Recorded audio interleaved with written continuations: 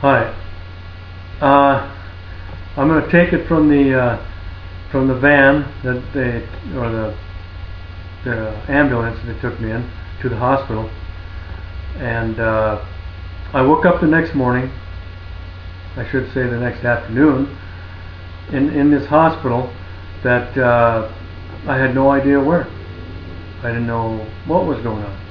I just knew I was feeling good on these drugs, and well, there they just, that's all they did. Just kept you in there.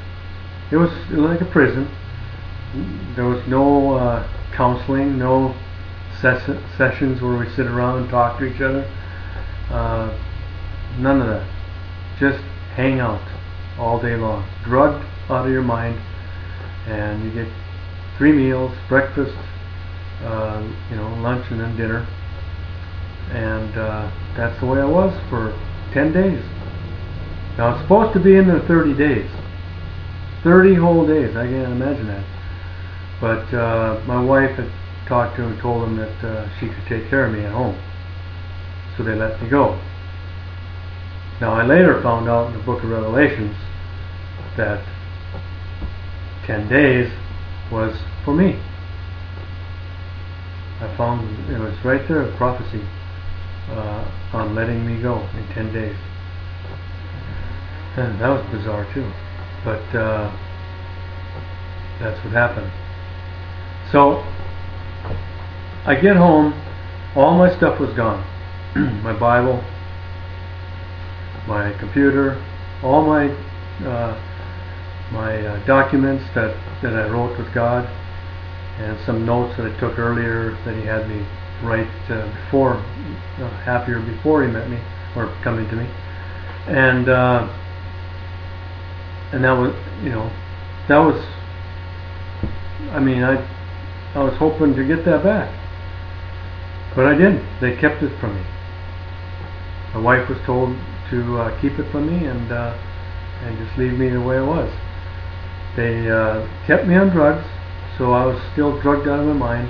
These drugs were designed to get rid of the God in me. And well, He isn't gone. But they did for 3 months.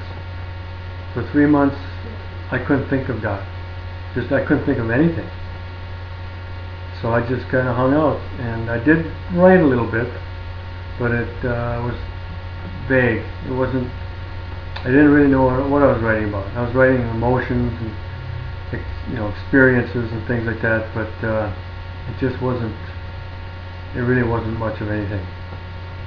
After 3 months, I had to go see a psychiatrist who took me off the medication, and then, of course, my head cleared up. I went into my papers and I found the document, the first one that we wrote together, and I read that, and then everything came back to me. I recognized who I was, I recognized God, I recognized a whole lot of things. And then He started teaching me about the deception I was in. Now this deception, Jesus went into it for 40 days also. And what it is, it's to deal with our memory. It's because our memory is going to stick with us until the day we die. So that is going to try to keep deceiving us. So we needed this deception period to realize that it's our mind, our memories that are deceiving us and not anything else. There is no Satan. There's no such thing as a Satan, a boogeyman out there in a spirit world. Satan is the sins. He's the sins of a man. And those sins were memorized in our memory. So without the sin, there's no power in it anymore. So there's no power in these thoughts. So now we know that. When we start preaching the gospel, if these thoughts come around, we know they're nothing. It's just deception that we can just work right through. And You know, my problem was lust in the past. And I still walk around Barcelona and I see beautiful women. Well, that's just, excuse me, that's just that's my memory. You know, playing games. Tempting, that's the temptation part. And it's going to be there. It's all going to be, all the saints, Jesus experienced it. Those temptations were there the whole time they were living. But we know that in the next life, they won't be there. We won't have those memories. They'll be gone. So once that's cleared up, then he gives us a desire to preach the gospel. Now, this desire takes over your whole body. You don't want to do anything else. It's just like back when I was drinking alcohol. I didn't want to do anything else. All I wanted to do was drink. Well, this desire is, all I want to do is preach the gospel. That's it. There's nothing else in my life. I don't want sex anymore. I don't care about anything. Nothing. Just preaching the gospel. That's it.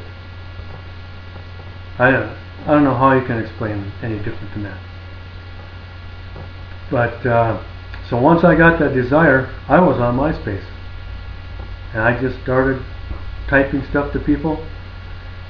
The understanding that I had coming from me, not from the Bible, because I hadn't read that in 24 years. I didn't know anything in the Bible. Nothing. I couldn't recite one little verse. But I understood things.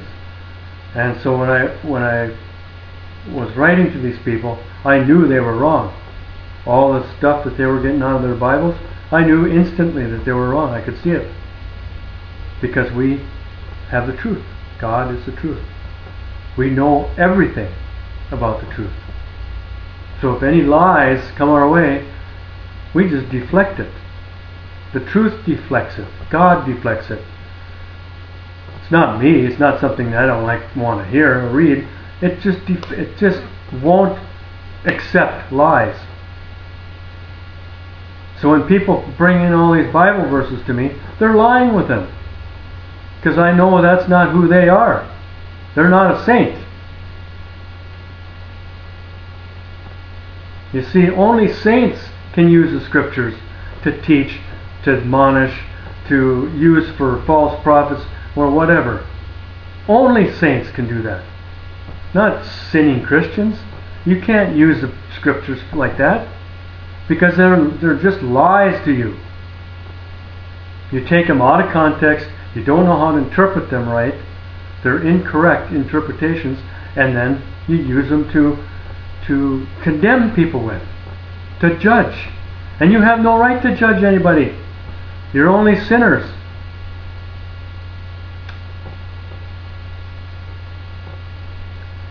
I'll stop here for a second.